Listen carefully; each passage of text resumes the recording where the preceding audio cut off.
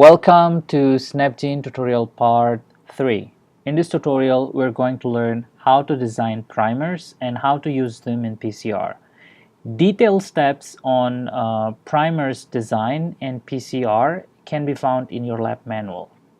Before we start with primers design, make sure that the region that you want to amplify is annotated. In this example, I will design a pair of primers to amplify intron 2 that I have annotated in the previous tutorial. To design primers, click on Actions, located at the top of the screen, and select PCR. Once you select PCR, this new window will come out. And in this window, you can see the sequence as a map, or if you switch to a sequence mode, you can see the individual bases. In this example, I will use sequence mode so that I can see the individual bases in detail. So let's find intron 2. Okay, so this is the target of the PCR. I'm going to click on intron 2 and then go to the left side of the screen and select Choose Primers. When I choose primers, this new window will come out, and this is where you can adjust the melting temperatures for the primers. That is very important.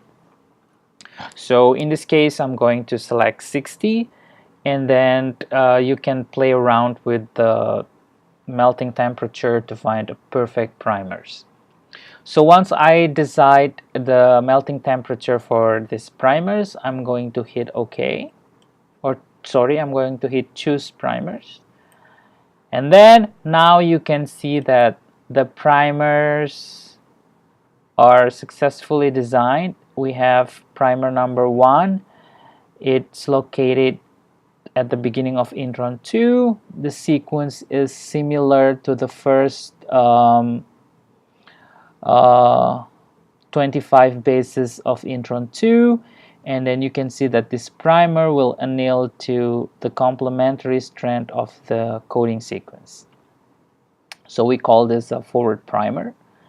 And then the second one is reverse primer. As you can see, it has identical sequence with the complementary strand of the coding sequence. So it means that this primer will bind to the coding sequence up here, right? No, sorry, up here. So these two primers are required for PCR. So now we already have the primer, and then now how we are going to do PCR.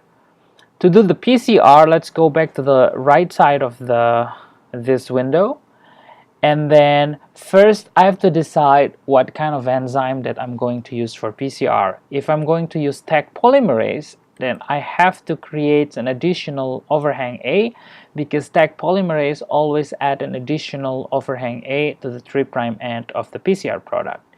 And then I'm going to click on the amplified region down here. So if you click on this amplified region, you can see that the whole intron 2 is highlighted. And since this is the target of our PCR, then we have to make sure that it is highlighted. So the way to do that is by clicking the amplified region over here. So if you unclick it, you click it, it's going to give you a blue color like that. And then now I'm going to rename it. I'm going to put intron 2 of LCI1 gene. Okay, so once you're done with that, hit PCR, and then now this new file will be generated. So you have two files right now. You have the original file and then the amplified intron 2. And then in a map, you can see intron 2. If you switch to sequence, you can see the individual sequence along with the primers. And then If you click on the primers, you can see this is the primers that we just designed, the length, the binding site. And then if you click on history, you can see all the steps that we did to reach or to get the intron 2. Okay, so that's the end of tutorial part 3, and I'll see you in tutorial part 4.